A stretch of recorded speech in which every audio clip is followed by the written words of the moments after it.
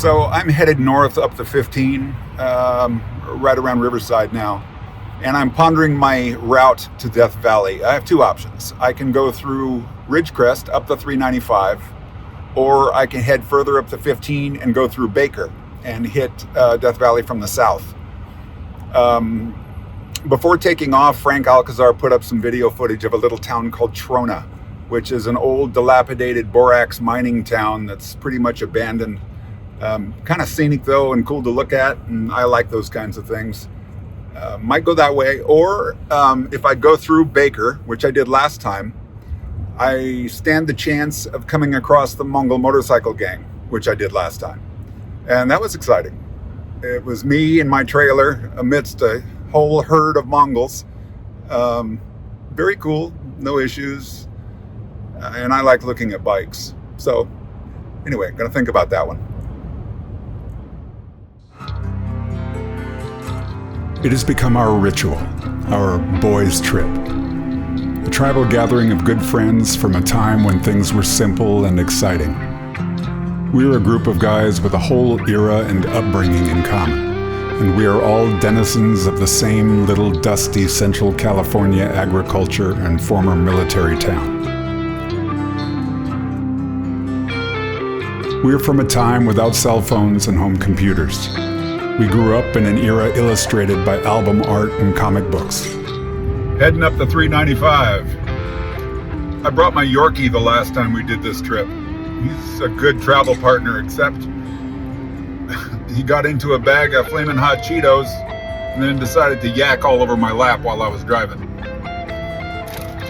So this year I figured it was either the Flamin' Hot Cheetos or the Yorkie. Sorry, bud. Our means of entertainment often came in the form of a stereo system bought mail order from a thick department store catalog, or a 27-inch television console with a plentiful 13 channels of guaranteed free viewing.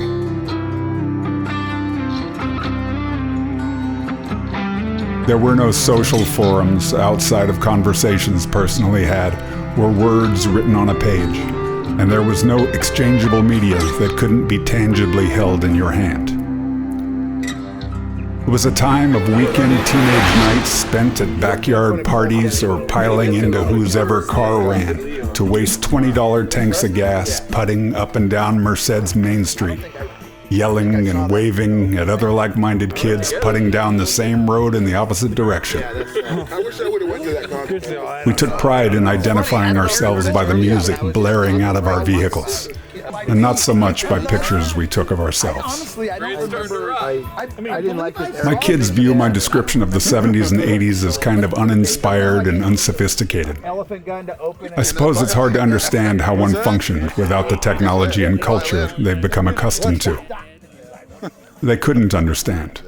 And I suppose no one born in this century without any interest beyond the nostalgia could. These are going to have really interesting exposures. I'm going to insert this here. Don't talk to me about it, Scorsese. As we sit around a campfire, sipping designer beers and fiddling with our phones, one might not guess that we are really all that different from our kids.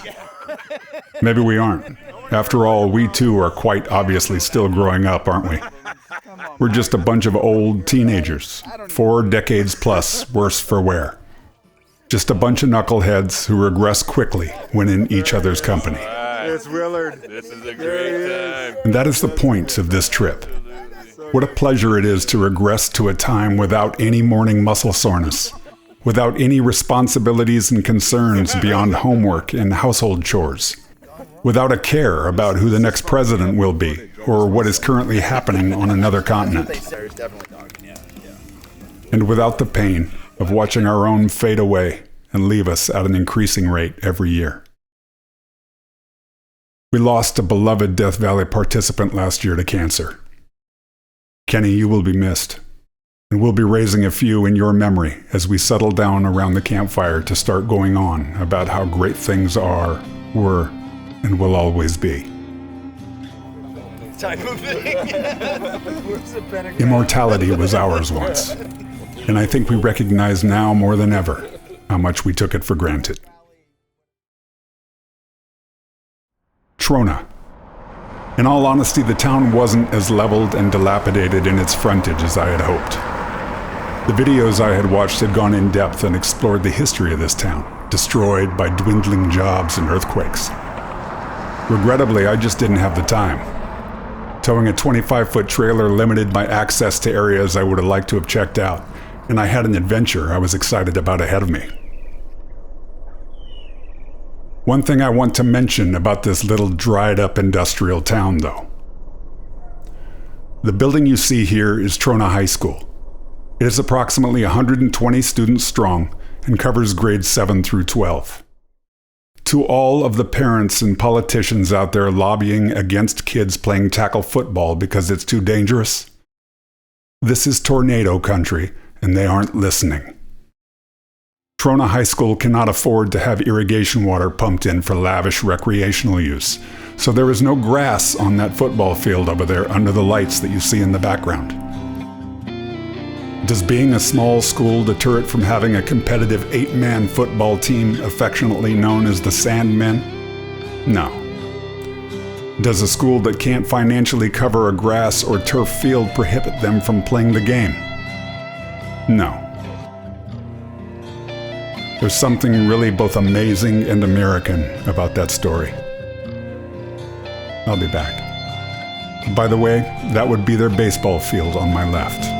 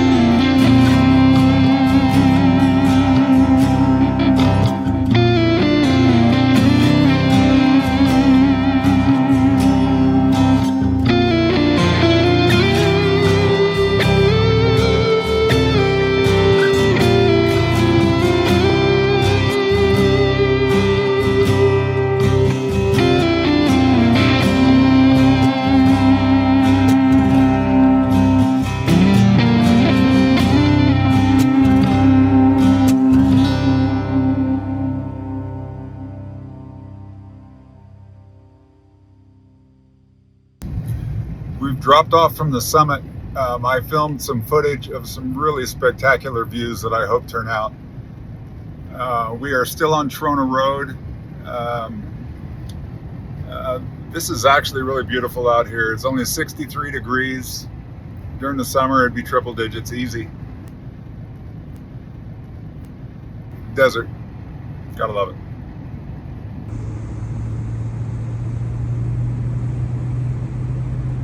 Furnace Creek, 53 miles. What the fuck did I run into out here? What's up, brother? Howdy do? Howdy do? Howdy. I don't think I'm gonna get focused this close. Oh, we better hurry up. Yeah, I guess getting smashed. All right, just met these guys out on the road out here. See? Literally on the road out here. See? Hills have eyes. Howdy do? There he is. Howdy We're not do. there yet. We're See not that there jet yet. come over the I road? did. Did you guys stop and see a bunch of them up there? Is that where it is? No, this is not. We're not even close to Father Crowley Point. How you doing there, Brian? Here we are. We've arrived. Log into that's fine. Play yours. Like last time, there's music that I had to listen to, so very similar.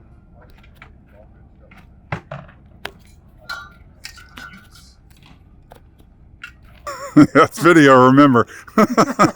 Does video get this? Yes, it does. Death Valley 2024. Is Mike Noons at the helm? I'm going to be annoying like this a lot, just letting you know. I can appreciate it. All right. Right now, I'm a little uncomfortable. I'm not really used to this. Are you That's a little all right. But uncomfortable? over time, You look fantastic, Are you a little brother. uncomfortable? over time, it's going to be all right because I know you're chronicling this for posterity, and I know that we're here for our brother Kenny. Cheers to Rankin. Cheers to Kenny. Love you, brother. We're here in spirit, and I know this. That's why we're here. So I sort of see your big old diesel pusher over there. I sort of smell your espresso, and love you, brother. So that's what we're here for. Death Valley. That is what we're here for. Then we have the guy who makes beer. God bless his soul. Backs it in the growth. Hey, we got a lot of beer. It'll all be gone by the weekend. And everything, so MVP right there. hopefully it all fits. We're set to head to Zabriskie Point. At Zabriskie Point, we are going to check out the sunset over there and watch the colors are so vivid that they will bounce right off of the hills right there, and all the stripes and striations of the beautiful colors will come to life. And so far I haven't heard from Billy Davidson or Chris Stavros. I'm going to get a or that silhouette camp. shot. Okay. Moving it. And that's nice. I did leave a message for them so that they could actually meet us there, hopefully.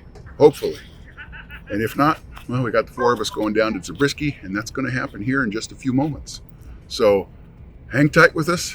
We'll be right back.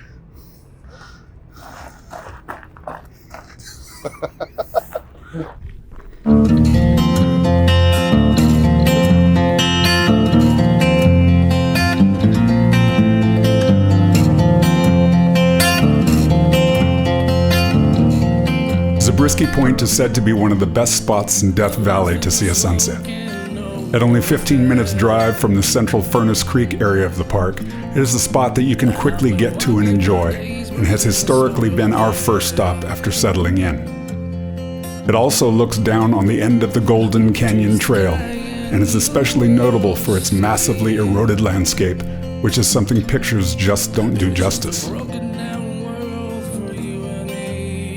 The view has been featured in many pop culture references as well, with the most notable possibly being the Joshua Tree album cover by the band U2.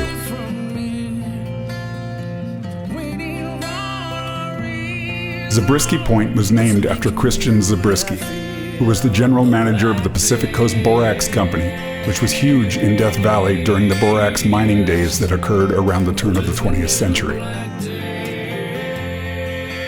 After parking in the small lot, you will want to walk uphill to the overlook that was built by the Pacific Coast Borax Company. This overlook has a low wall and a few benches that you can sit and relax at while taking in the view.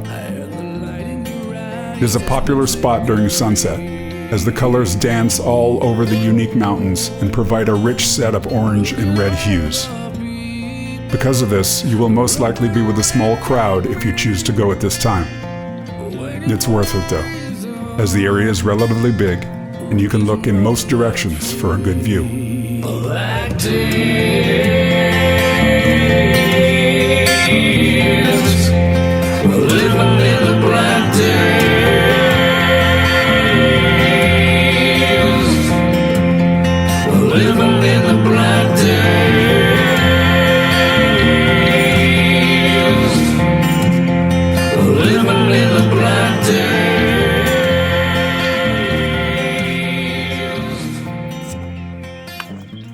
Thanks for ruining my show.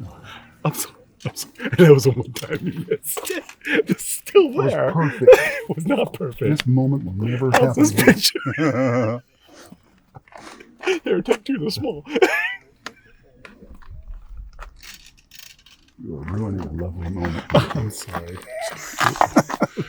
Did he ruin a lovely moment? Ruined my lovely moment. That dirty bastard. First, he hit me. He's disrespected me.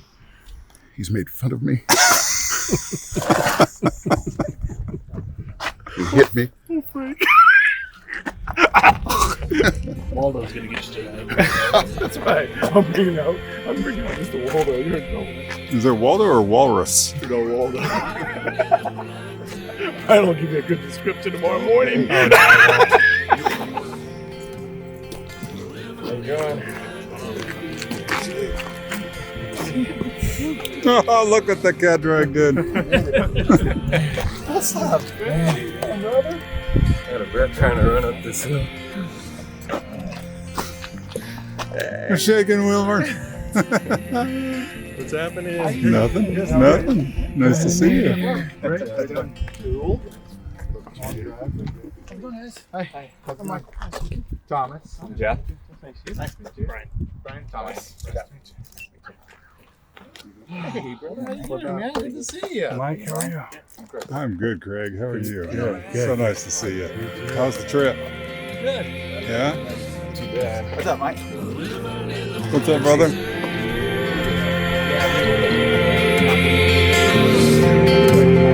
Living in the bright days.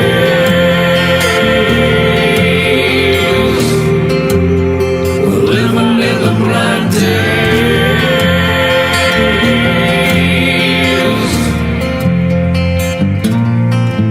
Bright days.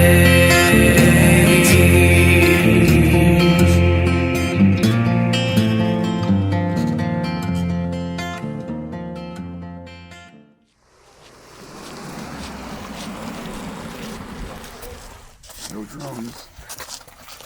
Everything out here is restricted airspace, Mikey.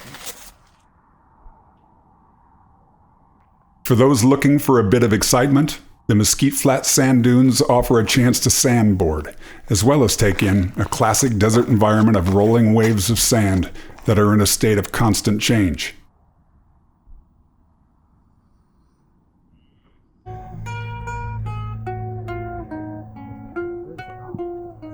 We didn't venture out to the big dunes on this trip, but we've witnessed them during previous adventures, and they are both impressive and challenging.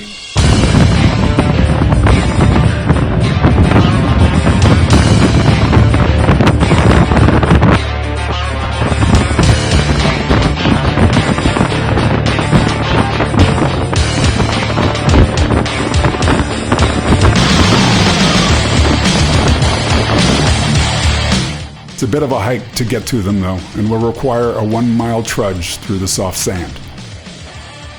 We have made a hobby of experimenting with different board designs. Brian brought out a modified snowboard this year, and it proved a lot more effective than the Boogie Surf foam boards that we've tried in the past. The perfect design is definitely forthcoming.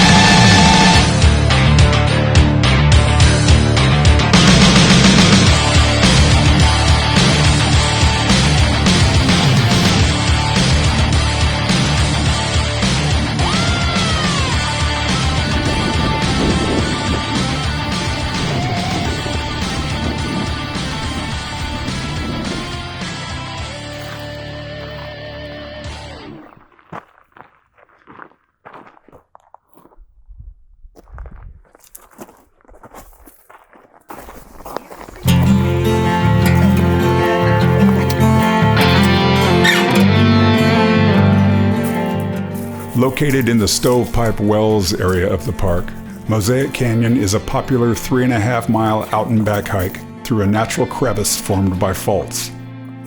Gouged by centuries of grit-laden flash floods that have rushed down from the mountains beyond, the marble walls of the canyon have been scoured and polished, exposing brilliant colors and textures. There are also mosaic patches of naturally cemented rock fragments, called mosaic breccia, that give the canyon its namesake.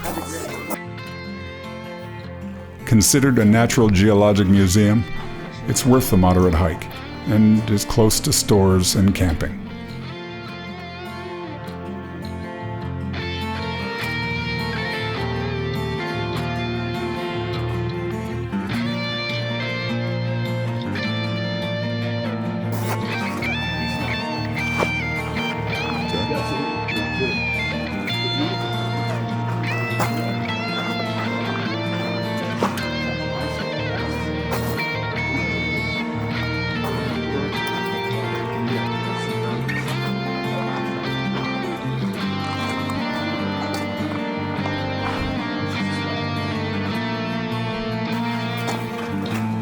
Hi, how you doing? Good.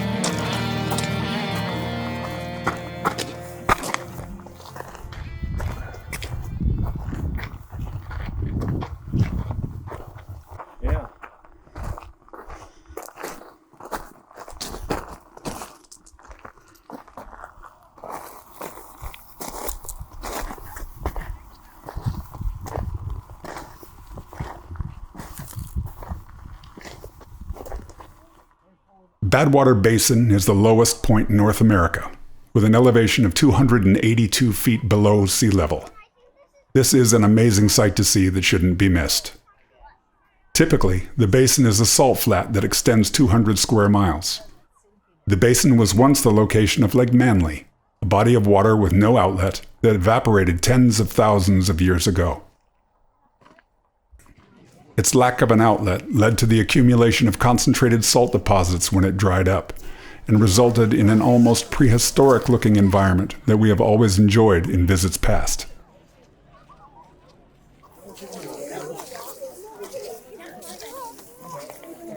The storms of 2023, however, blessed this year's visit with an uncommon occurrence. Lake Manly has returned, and at its largest was 7 miles long, 4 miles wide, and yet only 24 inches deep at its deepest depth. Our group had never seen this in previous visits, and it was an amazing experience to watch people walk out into a miles-wide lake that was only a few inches deep. What do you think, Mikey? I'm loving this, man. This is guys walking all the way across and shit. Beautiful. God's creation, man. Beautiful, beautiful.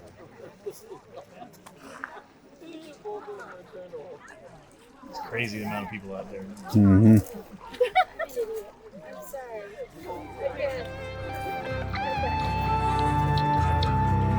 Walking on water was a visual reality and an amazing opportunity to photograph.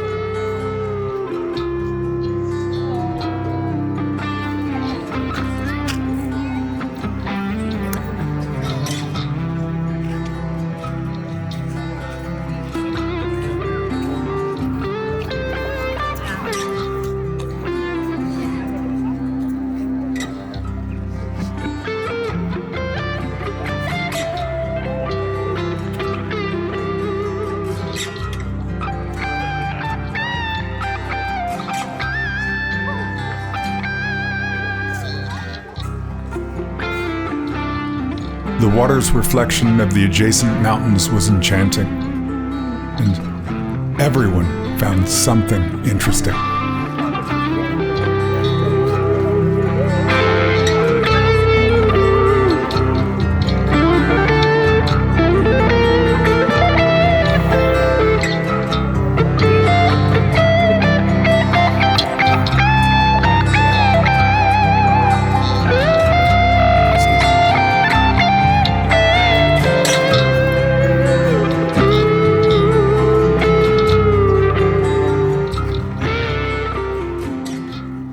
January 2024, Death Valley, California. Here we are. Never, in our days anyways, had seen Badwater Basin like this. Flooded from one end to the other with about 6 inches to a foot of water. Amazing.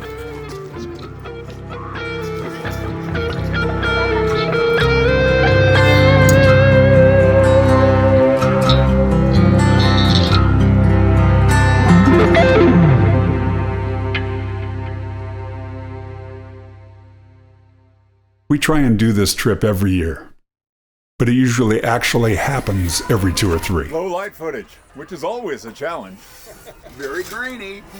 The group changes a bit each trip due to personal responsibilities and things out of our control, but it's always fellas from that great 80s Atwater High School upbringing that attend. Life doesn't always allow definite plans to be made a year in advance. 38, 30, Again with the close-up. 30. Sorry. He'll be back on music. So when things don't work out, everyone knows there's always next time. Hello. There he is, Principal Craig. What's up, boss? The last weekend of January of each year. Great time. Awesome. It holds a place in our minds and also conveniently occupies a comfortable, burden-free calendar spot between the holiday season in our rearview mirrors and tax time in our headlights. Oh, yeah. Why Death Valley? It's actually a quiet, peaceful meeting place in the middle of absolutely nowhere that is perfect for reuniting old friends. Got pulled pork in his teeth. Its mild winter climate is great for overeating amazing food and kicking back a few around a roaring fire. I sat there trying to drive, and sometimes my head would be back a little bit. No-line bifocals just didn't work for me. I didn't enjoy them. To the camera frame. Didn't enjoy them at all. Couldn't get used to them. And for laughing and retelling old stories that have been told 100 times before to an audience that always laughs like it's the first time they've ever heard them.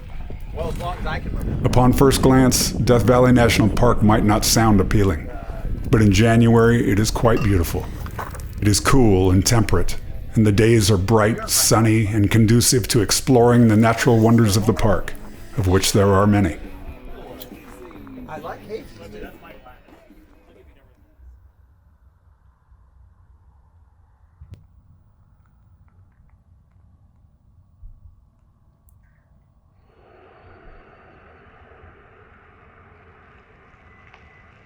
The first trip was organized by guys who still resided in Merced County and folks that migrated to Southern California. We wanted to organize a camping trip in a location convenient to both at a campground that could be reserved without too much hassle. Death Valley fit the bill. Reverting back to the previous description of the aforementioned old teenagers, the park's name might have carried a bit of weight as well. We were kids raised on heavy metal and hard rock music. Our friendships shared that common thread and still do. Here we are, coming into focus. At 57 years old, it's a little embarrassing to say that Death Valley just sounds like a cool place to camp. There he is. But it It's does. about 10 minutes to 7 on Sunday morning, and we are waiting for the bell to go off so that we can start the generators. Right? And when the generators start, we can get the coffee cranking. This is from the heart. This is what it's all about, man. Apparently, it doesn't want to listen. Sorry, I did not do that. That's all right. It's all good. Life is good. We have a wonderful editor who's running the camera. He'll get all this fucking shit picked up. Yeah, there we go. Okay, hang on here. You know, let me turn this off. You're on. This is what it's all about. Brotherhood, love. I die for these guys, and that's the bottom line, man. When you get together after all the years of all of us being together, it's a wonderful thing, man. People in life don't get chances. We've lost a lot of friends. One just recently with Kenny. We miss you so much, brother. But this is what it's about. Cherish those fucking moments. Cherish the moments that mean everything to you, because you know what? In the blink of an eye, it can be gone. You got an opportunity to rekindle with people that you haven't seen for years. Do it, because my life is so much more fucking enriched with these guys because of the fact that they brought me back in. We love each other. We do anything for each other, and everything that we do together will be a memory that when I'm on the fucking deathbed, I'm going to remember, and it's going to make me feel better when I get ready to meet my maker. So make it happen, because this is what life is about. Love you all. Kenny, we'll see you soon, brother. Love you, man. It's absolutely wonderful. Well, that's a wrap. Death Valley 2024 in the books. I am a little tired. I could use a good shower. Had an amazing weekend with some really great guys. I want to thank them for their company. I want to thank in particular Mike Nunes for cooking for us all weekend. It was red meat and potatoes and sausages, eggs, all the good things in life, all prepared by a professional. Thanks, brother. I am currently headed south on the 127 towards Baker. There is nothing out here but sand and desolation and a bit of reflection. It's perfect. Should be rolling into Baker in about an hour and a half or so. Hopefully come across a couple of guys on bikes.